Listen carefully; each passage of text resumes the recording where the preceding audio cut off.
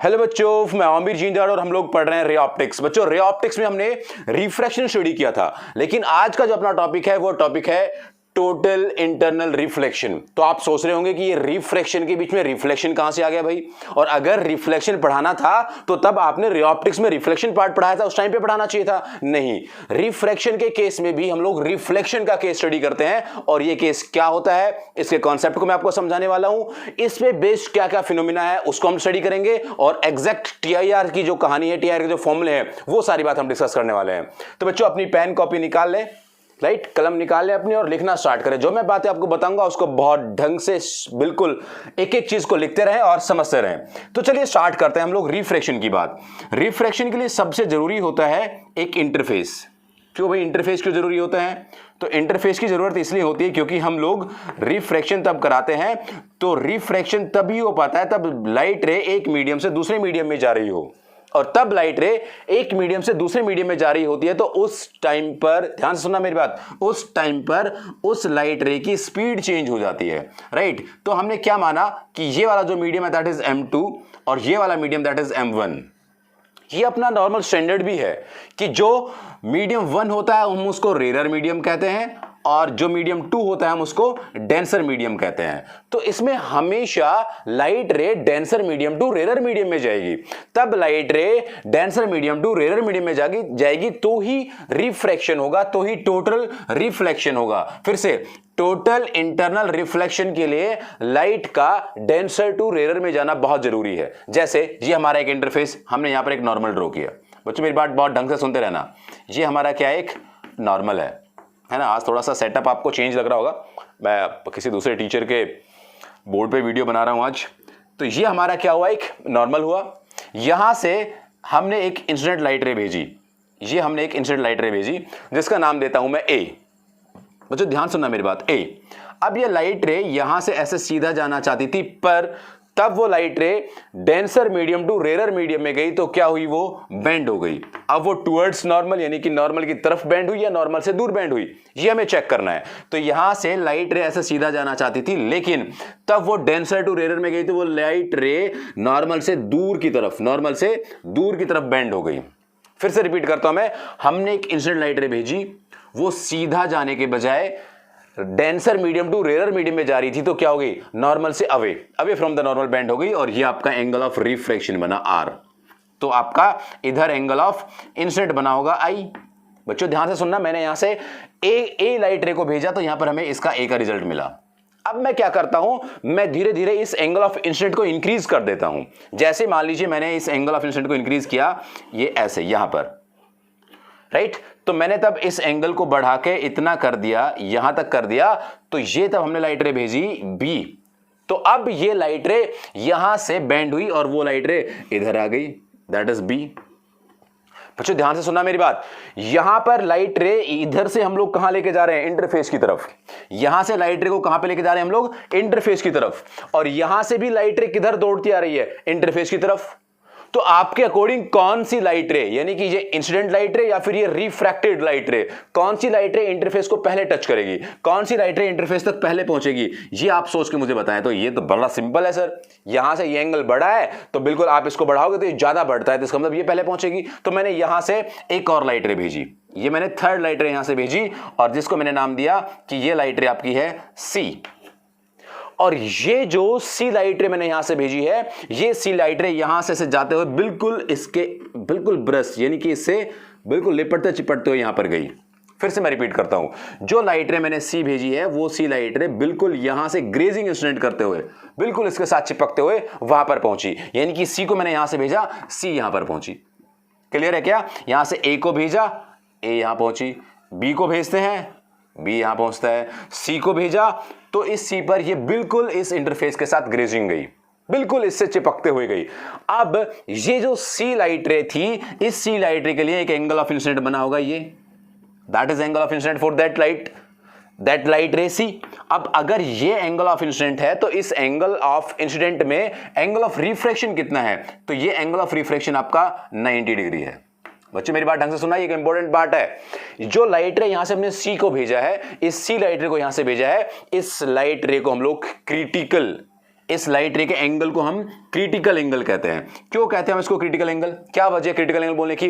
क्योंकि तब मैं इस इंसिडेंट एंगल से, यानी कि ये जो एंगल है, इस एंगल से ज्यादा एंगल कर दूंगा, इस एंगल से एंगल को बढ़ा दूंगा, तो लाइट रे इस M2 मीडियम से M1 मीडियम में नहीं जाएगी, M2 मीडियम में ही रह जाएगी, यानी कि वो रिफ्लेक्ट हो जाएगी, रिफ्रैक्ट नहीं होगी। देखिएगा कैसे, मान लीजिए मैंने लाइट रे को यहां से ऐसे भेजा, इसका नाम मैंने दिया कि मैंने यहां से डी लाइट रे भेजी, डी। जैसे मैं यहां से लाइट रे डी भेजता हूं तो क्या होता है, डी भेजने पर लाइट रे यहां पर ऐसे चली जाती है। यहां से मैंने लाइट रे को ऐसे भेजा, और जब मैंने लाइट रे को यहां से भेजा, डस्टर कहां है, तो मैंने यहां से लाइट रे को भेजा तो लाइट रे यहां से इधर चली गई। यानी कि फिर से ये जो एंगल ऑफ इंसिडेंट था, इस एंगल ऑफ इंसिडेंट पर लाइट रे रिफ्रैक्ट नहीं हुई। यहां पे ये क्या हो रही थी, ये तो रिफ्रैक्ट हो रही थी, रिफ्रैक्ट हो रही थी, और ये क्या हो रही है, ये रिफ्लेक्ट हो रही है। तो लाइट रे रिफ्रैक्ट नहीं हुई, लाइट रे रिफ्रैक्ट हुई, यानी कि रिफ्रैक्ट नहीं होकर क्या हुई, वो रिफ्लेक्ट हुई, रिफ्लेक्ट हुई। तो राइट, ये रिफ्लेक्शन हुआ, तब मैं इस सी से ज्यादा एंगल कर देता हूं। तो सी एक ऐसा एंगल है जिसमें, सी एक ऐसा एंगल है बेसिकली, यहां से ये क्रिटिकल लाइट रे का जो एंगल है वो एक ऐसा एंगल है जहां पर रिफ्रैक्शन का लास्ट पॉइंट होता है। इसके बाद अगर हम एंगल बढ़ाएंगे तो रिफ्रैक्शन होगा ही नहीं, केवल रिफ्लेक्शन होगा। इसलिए इस एंगल को भी क्या बोल दिया करते हैं हम लोग, क्रिटिकल एंगल। फिर से, ये सी मतलब क्रिटिकल, इसलिए मैंने इसको सी लिया, राइट। ये क्रिटिकल एंगल, क्रिटिकल लाइट रे, और ये जो एंगल है that angle is what, that is IC. इसका नाम क्या बोला मैंने, IC, that means critical angle. What is critical angle, यहां पे लिखता हूं मैं, क्रिटिकल एंगल कौन सा होगा, या मैं बोलता हूं when angle of refraction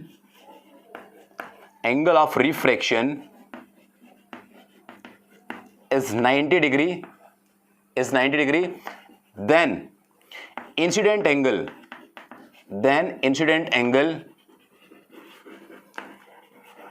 called critical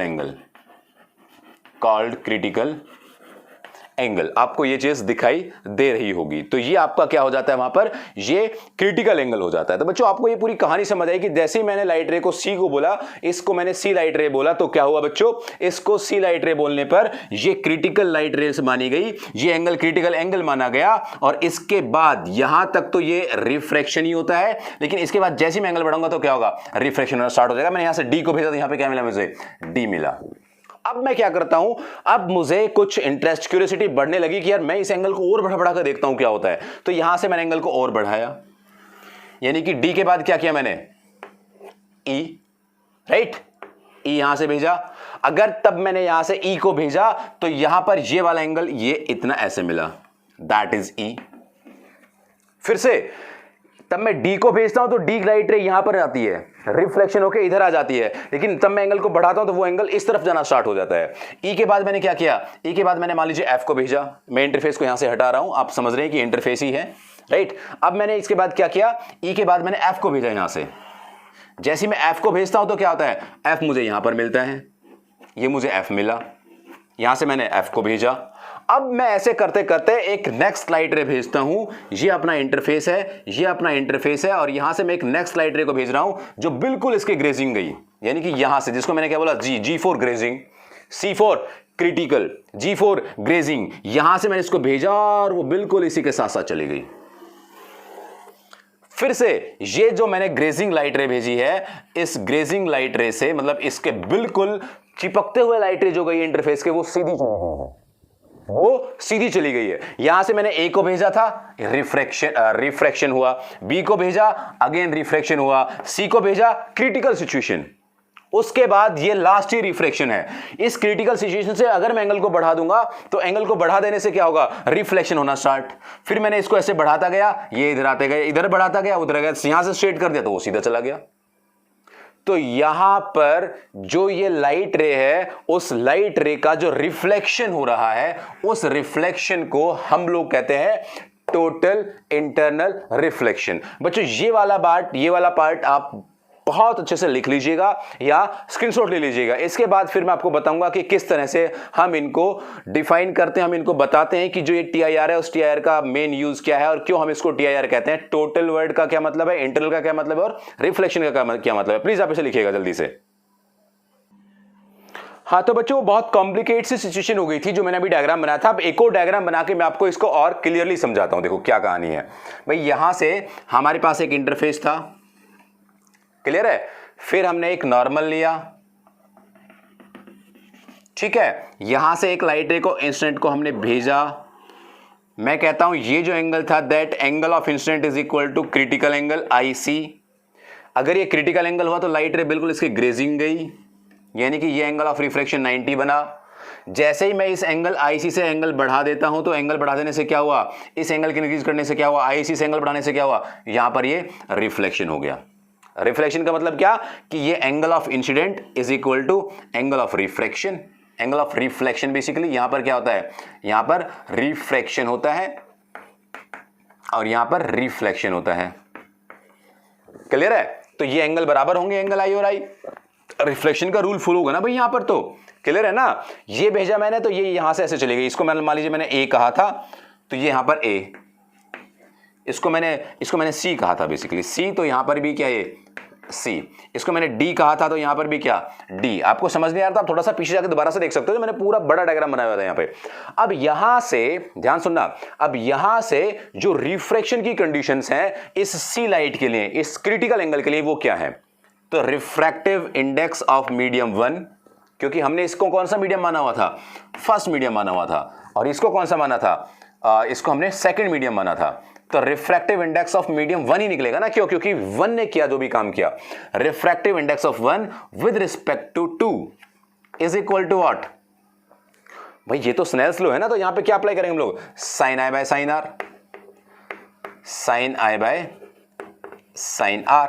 यहां से देखा तो I की वैल्यू कितनी है, I एक इंसिडेंट एंगल है जो किसके बराबर है, क्रिटिकल एंगल के बराबर है। What is critical angle, critical angle वो इंसिडेंट एंगल होता है तब इस एंगल ऑफ रिफ्रैक्शन की वैल्यू 90 डिग्री हो। तो यहां पर angle of IC is what, I is what, that is IC, critical angle incident हुआ, that upon is what, sine R।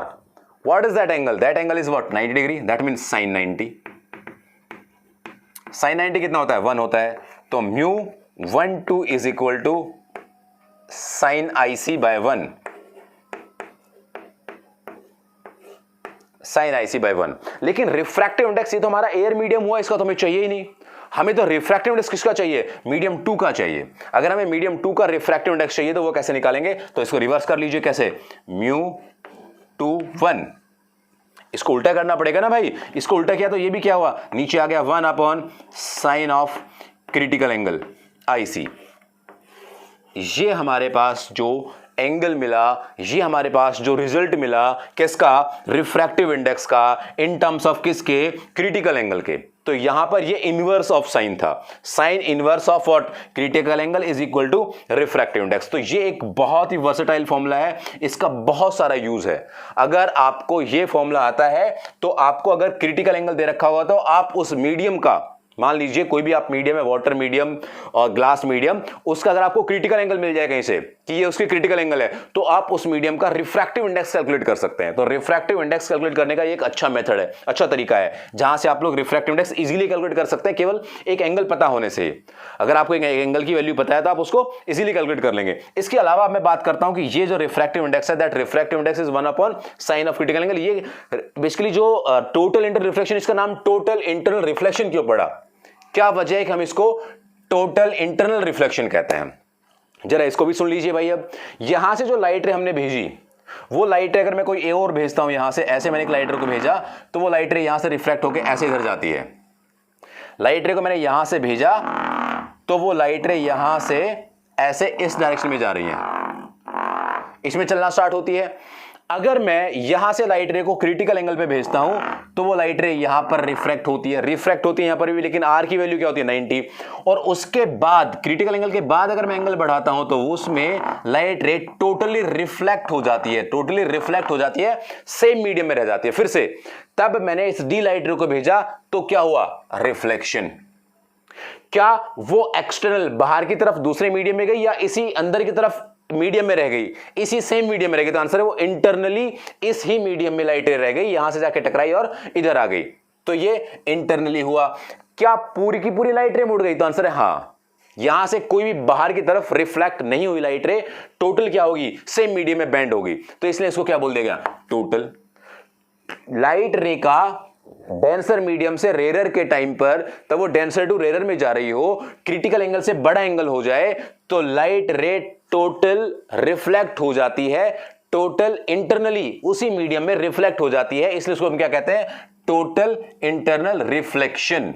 यही मैं बताना चाह रहा था कि रिफ्रैक्शन में रिफ्लेक्शन कहां से आया, तो रिफ्रैक्शन में भी रिफ्लेक्शन की कंडीशन आ जाती है अगर हम एक फिक्स्ड एंगल, एक पर्टिकुलर एंगल की बात करते हैं, तो अदरवाइज नहीं। फिर से मेरी बात सुनना, ये जो टोटल इंटरनल रिफ्लेक्शन इसको हम लोग टीआईआर कहते हैं, और यहां पर इस टीआईआर को होने के लिए कुछ स्पेशल कंडीशंस होती हैं। रिपीट कर रहा हूं मैं, कुछ स्पेशल कंडीशन होती है जिससे ये टोटल इंटरनल रिफ्लेक्शन होता है। अगर वो कंडीशन फुलफिल नहीं होती है तो फिर टीआईआर नहीं होगा। कैसे? सबसे पहली condition, condition for TIR, heading डालें, condition for total internal reflection. TIR के लिए कंडीशन क्या होती है? तो सबसे पहली कंडीशन होती है, सबसे पहली कंडीशन ये होती है, लाइट रे हमेशा कहां से कहां ट्रेवल करनी चाहिए, denser medium to rare medium. Light रे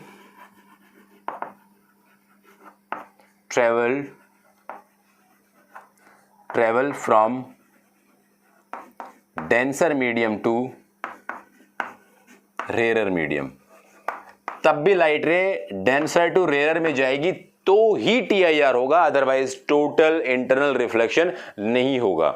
सेकंड पार्ट, दूसरे एंगल की बात करते हैं, दूसरे बेसिकली कंडीशन की बात करते हैं कि किस कंडीशन में ये टीआईआर होता है। तो दूसरी कंडीशन वो होती है कि तब भी लाइट रे, ध्यान से सुनना, तब भी लाइट रे, ये जो लाइट रे, तब भी लाइट रे यहां पर रिफ्लेक्शन के अंडर होगी, यानी कि टीआईआर के अंडर होगी, तो एंगल हमेशा किससे बड़ा होगा, क्रिटिकल एंगल से।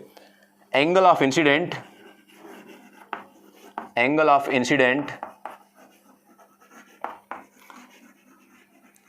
always greater than critical angle। Critical angle, तब क्रिटिकल एंगल से एंगल ऑफ इंसिडेंट बड़ा होगा तो ही टीआईआर होगा। ये दो कंडीशन सेटिस्फाई होना बहुत जरूरी है अगर आप लोग टोटल इंटरनल रिफ्लेक्शन कराना चाहते हैं। तो अब ये पेपर में कुछ क्वेश्चन भी आता है, पूछा जाता है explain the condition for TIR, तो आप क्या कहोगे, सबसे पहले तो लाइट रे कहां से कहां जानी चाहिए, denser medium to rare medium में जानी चाहिए। दूसरी बात, हमेशा तब ही टीआईआर हो पाएगा तब एंगल ऑफ इंसिडेंट बड़ा होगा इसके क्रिटिकल एंगल से।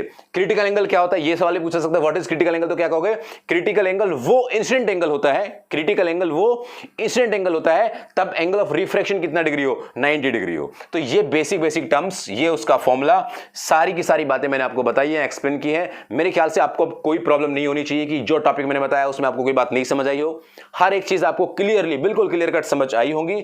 अगर आपको नहीं आई तो आप कमेंट बॉक्स में लिखिए कि ये हमें पॉइंट नहीं समझ आया, मैं उसको नेक्स्ट वीडियो में एक्सप्लेन करूंगा।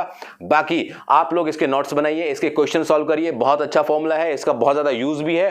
फिर नेक्स्ट वीडियो में मैं इससे रिलेटेड इसके फिनोमिनाज कि हीरा क्यों चमकता है ना, और बहुत सारी बातें हैं जो इस पे डिपेंड करती हैं। प्रिज्म की हम बात करेंगे, प्रिज्म की स्पेशल कंडीशंस क्या क्या होती हैं, ऑप्टिकल फाइबर क्या होता है, टीआईआर का बेसिकली यूज क्या है, कहानी क्या है, क्यों हम टीआईआर पढ़ते हैं, उसके बारे में बात करूंगा। एक छोटी सी बात मैं आपको और इन्फॉर्म कर देता हूं, तब भी हम टोटल इंटरनल रिफ्लेक्शन की बात करते हैं तो वहां पर एनर्जी का लॉस नहीं होता है। जैसे मान लीजिए मैंने मिरर यहां पे कुछ 10-12 मिरर ऐसे साइड में लगा दिए और यहां से 10-12 बार मैंने क्या किया, रिफ्लेक्शन कराया।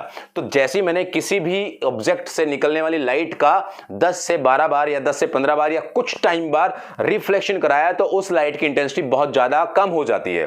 तो वो बहुत ज्यादा कम हो जाती है तो हमें वो ऑब्जेक्ट दिखाई देना ही बंद हो जाता है अगर हम उसके बहुत नंबर ऑफ रिफ्लेक्शन करा देते हैं तो। लेकिन टोटल इंटरनल रिफ्लेक्शन में ऐसा नहीं है। यहां पर टोटल वर्ड का मतलब है टोटल एनर्जी का सेव हो जाना, टोटल एनर्जी का अंदर उसी मीडियम में रिफ्लेक्ट हो जाना।